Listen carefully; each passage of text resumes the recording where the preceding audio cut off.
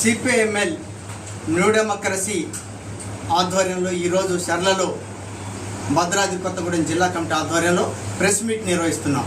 నా పేరు Madhu, CPML new democracy. ఈ ప్రెస్ మీట్ ఉద్దేశం ఏమిటంటే, కాంగ్రెస్ అధికారంలోకి వచ్చే ముందు 6 గ్యారంటీలు ఇచ్చారు. ఆ 6 గ్యారంటీల్లో రైతు రుణాలని మాఫీ చేస్తానన్నది, ఇల్లు లేనటువంటి వాళ్ళకి ఇల్లు ఇస్తానని చెప్పింది, వితంతువులకి వికలాంగులకి 4,000 రూపాయలు పింఛన్ ఇస్తానని చెప్పింది, నిరుద్యోగులందరికీ ఉద్యోగ ఉపాధి అవకాశాలు కల్పిస్తానని చెప్పింది.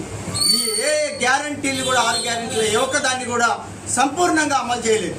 వాటిని అమలు చేస్తావా లేదని చెప్పి మేము డిమాండ్ చేస్తున్నాం. అధికారంలోకి వచ్చిన 100 రోజులలో వీటిని అమలు చేస్తున్నాను.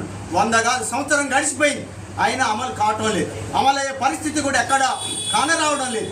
ఈ పరిస్థితులలో సిపిఎంఎల్ న్యూ డెమోక్రసీ రాష్ట్ర కమిటీ చలో హైదరాబాద్కి ఆందోళనకి కదిలి రమ్మని చెప్పి పిలుపునిచ్చింది. ఆ పిలుపుని జయప్రదం చేయమని చెప్పి ఈరోజు ప్రెస్ మీట్ నిర్వహించాం.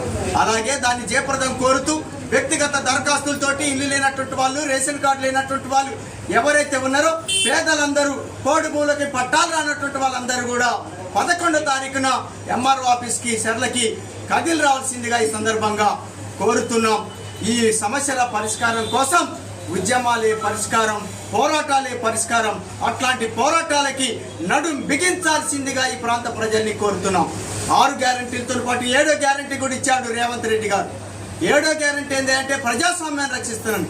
ప్రజాస్వామ్యాన్ని రక్షించుటూ పక్కన పెడితే ప్రజాస్వామ్యాన్ని పాతర పెడుతుండు, ప్రజాస్వామ్యాన్ని కూనీ చేస్తుండు, ప్రజల కోసం పోరాడుతున్నటువంటి ప్రజాస్వామికవాదుల్ని అరెస్టులు చేస్తుండు, నిర్బంధాలతోటి ప్రజా ఉద్యమాన్ని వెనక్కి కొడుతుండు.